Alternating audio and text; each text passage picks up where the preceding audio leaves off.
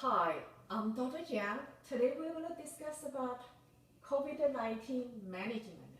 This is part 3 of my coronavirus educational series. Let's say one of my patients was diagnosed with COVID-19. Now what do? I always tell the patient not to rush to the hospital unless he is really sick. The first crucial step is home management. Stay home, living a separate quarter as the rest of your family, from the rest of your family. And the patient should put on facial mask as much as possible. Whoever is taking care of him should also put on facial mask. Again, he should keep physical distance as much as possible from his family. He should disinfect the surface wherever he touches with his hands. I also tell the patient to maintain proper nutrition and hydration. This can be done by taking lots of chicken soup, protein-rich food, chicken soup, milk, lentil soup, nuts, almond butter, something like that. Hydration is very important. Protein-rich diet also is very important. Your body needs ammunition to fight the virus.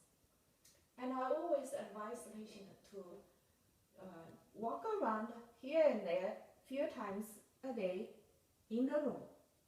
Don't stay or sit or lay down in a position for too long.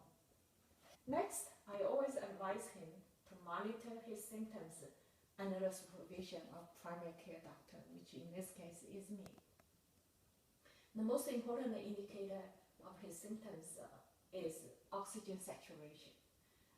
That is how much oxygen is in a person's body.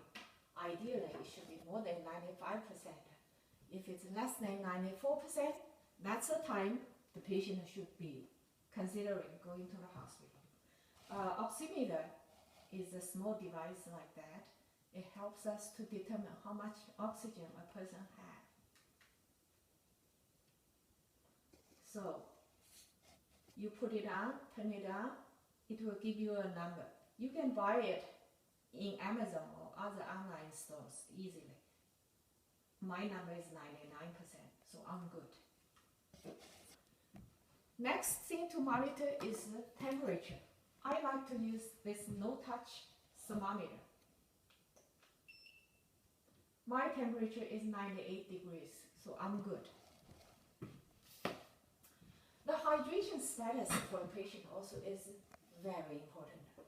If a patient is having diarrhea, having high temperature, having high demand for the fluids, but he's not able to tolerate fluids, then I would recommend this person to go to the hospital to get IV hydration. If a patient is really tired, cannot even walk 10 or 20 steps, I'll send him to the hospital. If a patient has a severe shortness of breath symptoms, I'll send him to the hospital. Meanwhile, while my patient is being cared at his home, I also consider some medications. The first medicine is antiviral medications.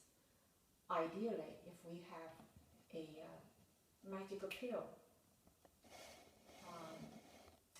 against this virus infection, that would be great. But right now, we don't have effective antiviral medication on the market. Remdesivir and hydroxychloroquine are under very careful clinical trial. Hopefully in 1 to 2 months, we will have some data. But bottom line, for patients with high-risk factors such as hypertension, such as people with diabetes, chronic lung diseases, these patients should consider antiviral medication, hopefully remdesivir or hydroxychloroquine. If we need to start an antiviral medication, they should be started early in the course, not to wait until they are very sick, they are going to the hospital. These medicines will not be very effective. The next class of medication I normally consider for my home care patients are inhaled corticosteroids. The beauty of this class of medications they will calm down the inflammatory cells in patients' lungs. However, they don't suppress the immune system.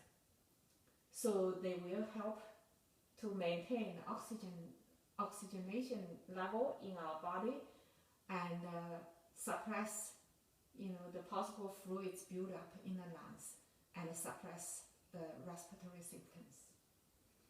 I always advise the patient to take some nutritional supplements. These are the things I commonly consider: vitamin C, vitamin D, and probiotics. So that ends my talk. I will talk about the hospital course of COVID-19. Hope you like this video. Thank you.